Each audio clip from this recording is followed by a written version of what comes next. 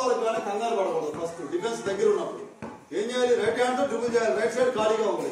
Left leg ముందుకు రావాలి. Automatic గా లెఫ్ట్ లెగ్ ముందుకు రావాలి. బాల్ రైట్ సైడ్ ప్రొటెక్ట్ చేసుకోవాలి. వెనక్కి పెట్టుకోవాలి.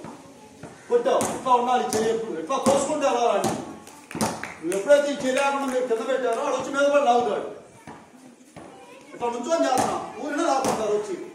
బాల్ దొరకగానే మీరు కింద పెట్టే ఇట్లా పెట్టుకోవాలి. అదే నువ్వు ఇట్లా అనుకుంటున్నావు. లెఫ్ట్ సైడ్ ఖాళీగా ఉంది. లెఫ్ట్ సైడ్ రైట్ లెగ్ ముందుకు వచ్చేయాలి.